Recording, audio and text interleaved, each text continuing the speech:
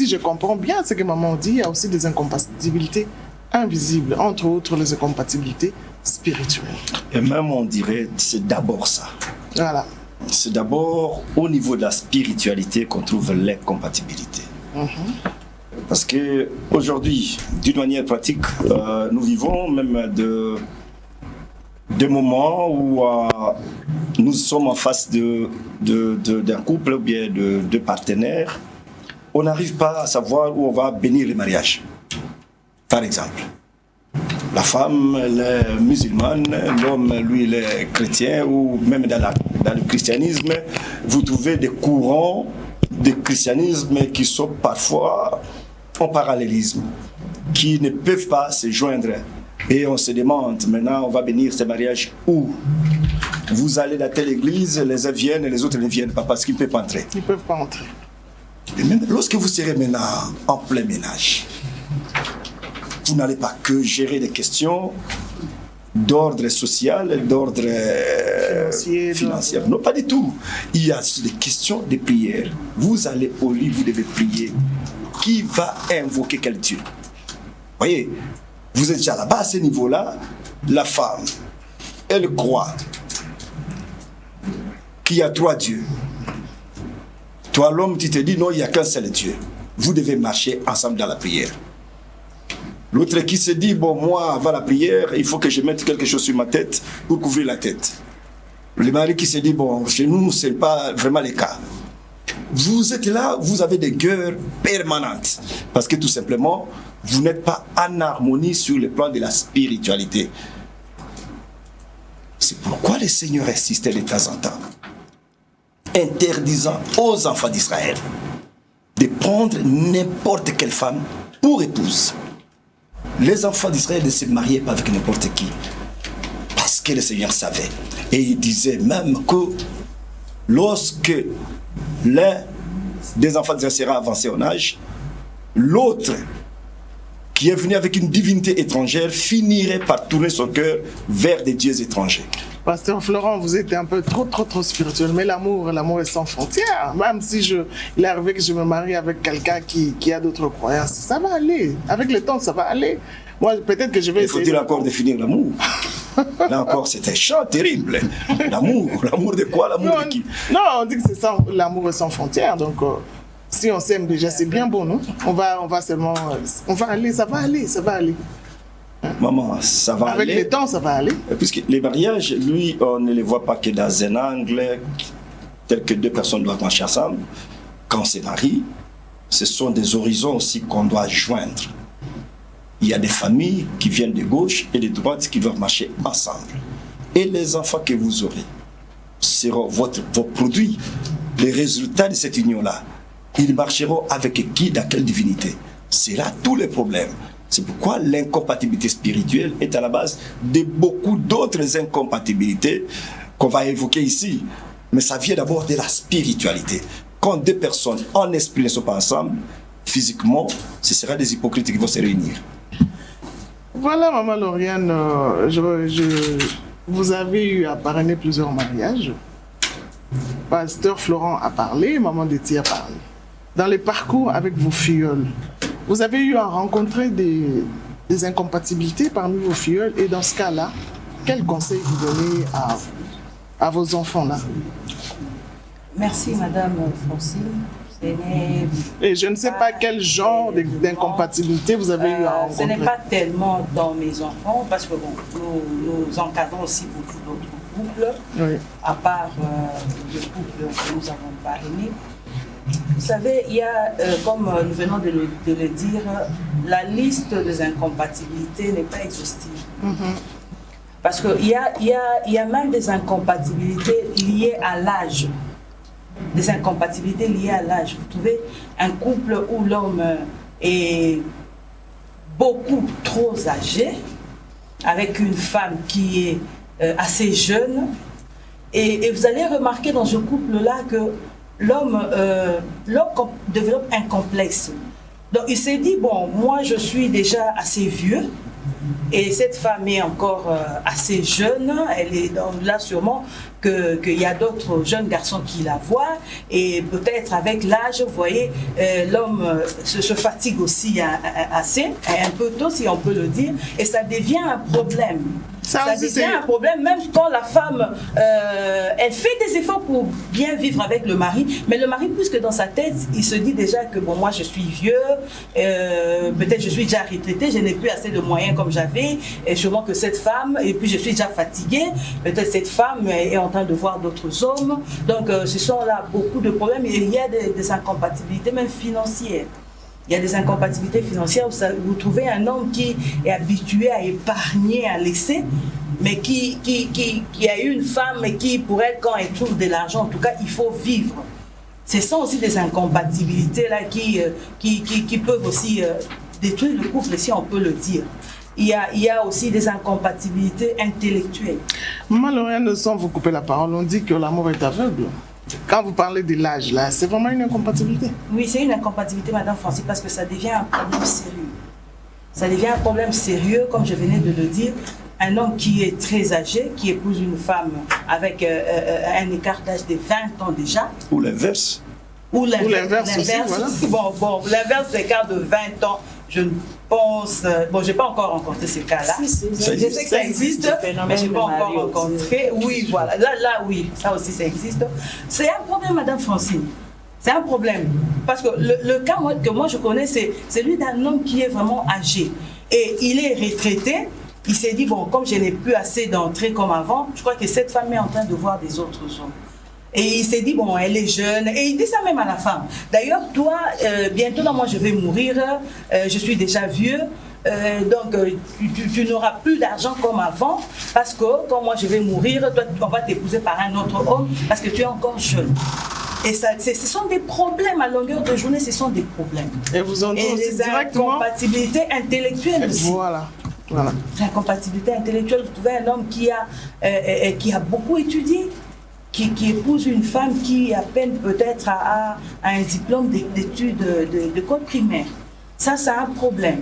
Ou le contraire aussi, une femme qui a beaucoup étudié, qui épouse ou qui vit avec un homme qui peut-être a à peine un diplôme d'école primaire ou des humanités. C'est un problème parce que d'abord, vous n'allez pas avoir le même langage, vous n'allez pas avoir la même façon de réfléchir, donc ça pose des problèmes sérieux, Madame France. Papa André, il y a de ces femmes ou de ces hommes, déjà pendant la période de fiançailles, ils savent qu'il y a une incompatibilité entre monsieur et madame. Mais la fille s'est dit, bon, moi, je suis l'unique, je suis restée l'unique célibataire du quartier, mes amis se sont mariés, il faut à tout prix que je me marie. Elle prend maintenant la place du Saint-Esprit, dit non, je veux le changer. Mais sachant qu'il y a incompatibilité entre elle et son fiancé, mais il s'est dit quand même, bon, on va se marier, ça va s'arranger dans le mariage. Et arrivé là-bas, on se rend compte que rien ne va. Dans ce cas-là, effectivement, madame, comme vous venez de le dire, dès lors que l'on constate qu'il y a déjà incompatibilité, ça serait une peine perdue. Parce que toutes mais les papa, efforts... les gens changent. Je vais bien, il va changer bien. au fur et à mesure qu'on restera ensemble. Je vais l'aider à changer par mes prières, par mon comportement, tout ça. Merci, madame, mais il faut... Au lieu de rester célibataire, l'unique fille célibataire du quartier, les amis se sont mariés. Il faut retenir aussi une chose, madame. C'est le semence initiale qui détermine tout. Si le début est très mal parti, tout va chambarder, madame. Dès lors qu'on constate qu'il y a incompatibilité, c'est qu'il y a déjà un vice. Peu importe toutes les manœuvres que vous allez faire, mais c'est comme un plaie qui ne se cicatrise pas. Vous serez toujours en train de souffrir. Jusqu'à la fin des comptes, vous finirez finalement par cracher ou par céder pour dire qu'en tout cas, je n'en peux plus. J'ai beaucoup supporté. Je n'en peux plus. Voilà, nous allons plus nous atteler sur les incompatibilités spirituelles. Maman Blandine. Après ce que le pasteur Florent venait de dire par rapport aux incompatibilités spirituelles, apparemment, vous avez quelque chose à ajouter? Oui, maman Florence, maman Francine, Maman merci Francine. pour la parole. Il faut dire que, comme l'a dit le pasteur Florian, l'incompatibilité spirituelle est en fait cette incompatibilité qui dérange le mariage, qui dérange le couple. Nous sommes deux esprits, maman Francine. Nous sommes deux esprits, nous vivons dans un corps et nous avons une âme. La Bible dit dans le livre de Job 32, verset 8, en réalité, en l'homme, c'est l'esprit, c'est le Tout-Puissant. Le mariage, c'est l'union de deux esprits qui doivent vivre ensemble, à vie. Ces deux esprits qui vivent chacun dans un corps, sexe féminin d'un côté, sexe masculin de l'autre côté, ils doivent s'accorder pour une vie meilleure. Alors, puisque ce sont de deux esprits, si la spiritualité des deux personnes, de deux conjoints, ne s'accordent pas, c'est là l'incompatibilité. Et c'est une incompatibilité très dangereuse, qu'on ne sait plus très bien remédier dans les mariages. Le fiançailles n'est pas le mariage. Le fiançailles, c'est une période où on s'observe pour s'engager dans les mariages. Lorsqu'on découvre qu'il y a une incompatibilité spirituelle, qu'on n'a pas la même spiritualité, mais on arrête. On a le droit d'arrêter. Je reviens au message de l'apôtre Mutombo Kalombo lorsqu'il a parlé du rencontre par hasard. Il a bien dit que toute relation n'est pas en même d'aboutir à un mariage. Toute relation commence par une relation d'amitié. On est d'abord amis. Ensuite, on s'est dit, mais puisqu'on s'accorde bien, ben on peut évoluer vers une relation amoureuse et puis une relation conjugale.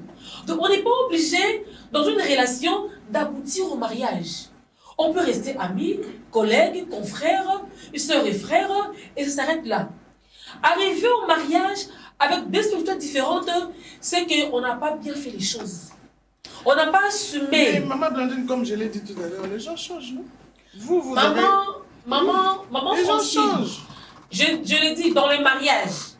Dans le mariage, un couple s'est déjà prononcé devant l'état civil, devant la famille, devant l'église. Et on découvre que non, voilà, on n'est pas devant la spiritualité. Ça devient difficile de rompre le mariage parce qu'on a des spiritualités différentes. La famille ne comprendra pas, l'état civil ne comprendra pas. Et même vous refusez, vous traînez le divorce. Et même le divorce n'est pas recommandé à la Bible.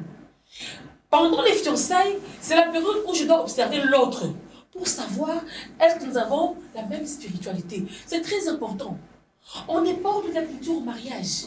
On s'observe d'abord dans la relation amicale et puis dans une relation amoureuse. Mais ça ne tient pas, on est peut-être différents, on peut s'arrêter, maman. Les incompatibilités dont pardon a parlé maman d'Eti. Incompatibilité sociétale, incompatibilité physique, incompatibilité intellectuelle, c'est bien beau. L'incompatibilité peut être remédiée. Je prends l'exemple d'incompatibilité intellectuelle. Qu'une femme soit mariée à un homme qui est plus intellectuel que lui ou l'inverse, mais on peut demander au partenaire d'aller aux études. Nous voyons des gens aller aux études, étant mariés et récupérer, remonter les niveaux. L'incompatibilité sociétale, que je me marie avec quelqu'un qui sort d'une famille nantie ou d'une famille pauvre, n'est pas un problème. On a vu la reine Esther, qui était dans un milieu pauvre, mais se retrouvait reine dans la cour royale. Elle a été formée pendant un temps. Pour faire quoi? Pour assumer, pour répondre à son rang de reine. Donc l'incompatibilité sociétale peut être remédiée. L'incompatibilité physique, mais que je sois mariée à un homme qui est plus élancé que moi, plus gros que moi ou plus mince que moi, ça ne dérange pas.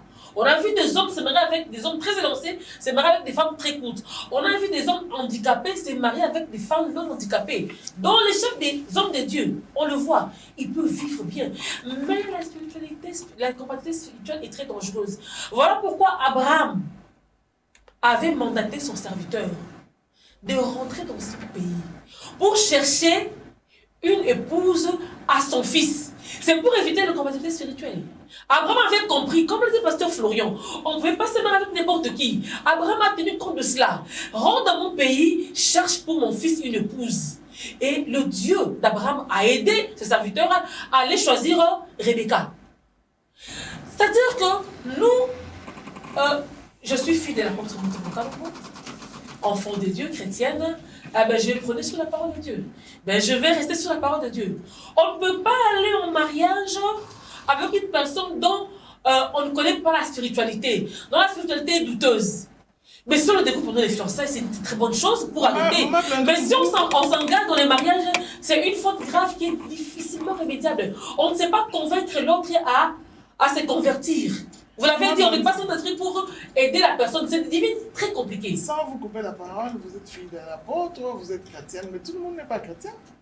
Tout le monde n'est pas fille de l'apôtre. Alors je reviens au pasteur Florent qui a commencé avec les incompatibilités spirituelles. Je voulais d'abord comprendre, c'est quoi les incompatibilités spirituelles? Quand vous parlez de ça, c'est ne pas prier dans une même église, ne pas avoir la même foi. Parce que moi, par exemple, je peux tomber, on était amis avec mon ami à l'université, on tombe amoureux, il voit que non, je sors d'une très bonne famille, j'ai un très bon comportement, je suis jolie, telle qu'il aime, tout ça, mais seulement nous ne prions pas ensemble. Mais nous nous marions et ça marche très bien. Et vous voulez dire que c'est parce que nous ne prions pas ensemble, cette incompatibilité-là peut provoquer un divorce plus tard? Ici, parce qu'on s'entend très bien.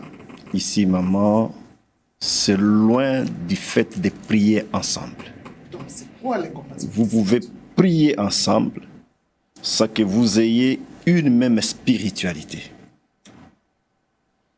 C'est ici la question des deux sémences.